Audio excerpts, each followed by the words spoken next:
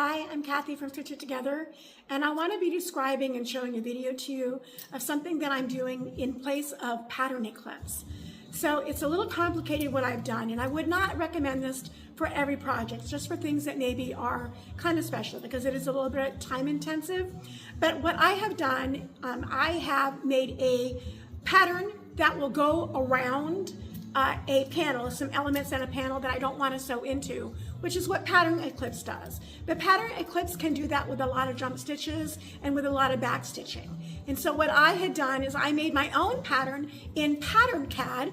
I had to draw it, and how I did that is I took a picture of my panel and then I made a pantograph and I layered the two, and then I used the pantograph picture as a template with the background of the panel behind it, and I drew my own pattern. But then how I'm going to place that, I'm going to place it like a block inside of Select and Sew, where I go and I draw, I trace my shape in Pattern CAD, in Select and Sew, and then I go and place the whole thing in Pattern CAD all together.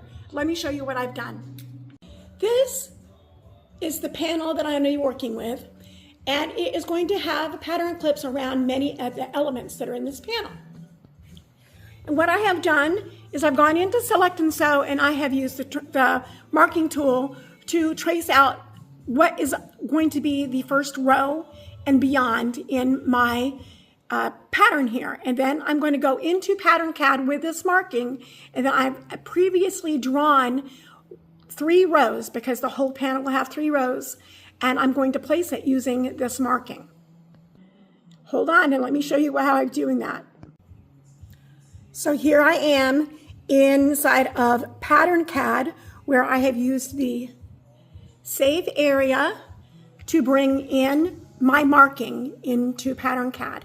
And now I'm going to pull up the first row of my pantograph, so to speak, and I'm going to place it inside of the box that I drew in Select and Sew. So now I have sized row 1, and you can see how it goes very well around the sewing machine. And the way that I have designed this, let me show you what it looks like when you turn on the nodes.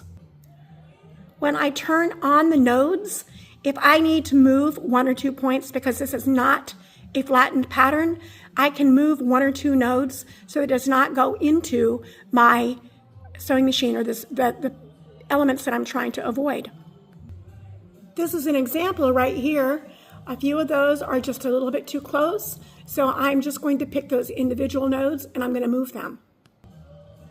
And now here you see, after I've moved them and I've turned off the nodes so you can see, none of them is going to be too close to my actual sewing machine, on the panel. When I'm ready, I push Quilt. It's going to ask me to rename this. I can name it whatever I want.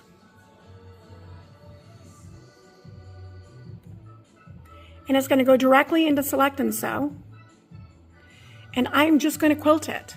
When I say quilt, it will say it's not placed, but it is placed. So I'm going to say yes.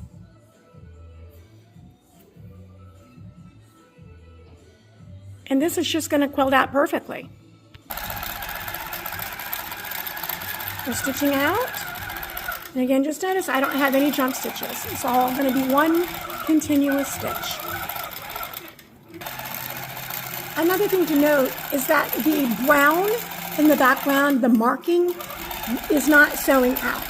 That just stays when you go into the quilting interface screen. It stays so you can see that it's there, but it is not going to stitch out unless I asked it to stitch out, and I don't want the stitching. I don't want the marking to stitch. While it is stitching out, just as a big pro yay QCT6, the version that I've updated to, I have just no words to say how cool it is that you can pull in your marking into Pattern CAD. So while I am not going to be doing it in this video, but I am going to be doing it for this panel. So just to give you an idea of the power of what being able to bring your marking can do. So since I have that marking of the sewing machine of this area right here, if I want to put any special kind of stitching, any motifs or designs into that shape, I can do that. I already even have it drawn out, and I can draw that shape in Select and Sew, and then I can go directly into Pattern CAD, and there's that shape, and I can place any kind of patterns or any kind of motifs that I want directly into that shape, and then go directly into Select and Sew from there, and it's already placed. Everything that I've done inside that shape, and I'm going to be doing that, but that's in addition to what I'm doing right here. So I just want to say, hats off with QCT 6. I love it. So here is the first row, and I'm very happy with where it did, and it did not go. Very happy with that. Sewing out as expected. And so now what will happen is I'm going to roll my quilt, and I am going to have to use the marking tool to do probably the bottom half of the sewing machine, and then the shapes that are in the next row. But what I will also include is some spots over here to help me place where the next row is supposed to go, so that I have some guide marks to do that. But that is just really not hard, and this was not a hard pattern to place, period. So stay tuned. So here I have now placed the second row. I drew out the shapes that I need to go around. I know it's hard, it's confusing, because I did it all in one line, so I know where things need to go and where they don't. And there are a few points that I'm going to need to change, but I can totally do that. And then I already know it's going to fit, so I'll then sew that row out. So now I am stitching out the second row, and you'll see that there are 2 jump stitches.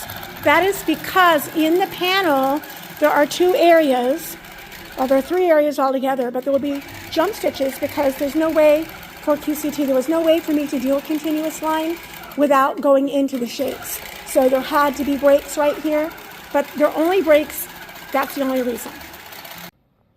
Row 2 is complete. So you can see that there are actually 3 areas here, and there had to be jump stitches because there was no way to have a continuous line with the things that I wanted to take out. But I'm very happy with it. Here I am now doing row 3, and I have all the areas marked, and it's stitching out. Very happy with what it's doing, honestly. And I'm hoping that Judy's going to be happy with it too. And next I'll be using some creative techniques, all from QCT 6 Pro, to finish the rest of the panel. And I hope you'll keep coming back and see what I'm doing. A lot of these things I'm using Pattern CAD. Again, it is just such a powerful feature to be able to trace a shape and then bring it into Pattern CAD and do something with that shape. And that's what I'm going to be doing, so I hope you'll follow along. Have a great day.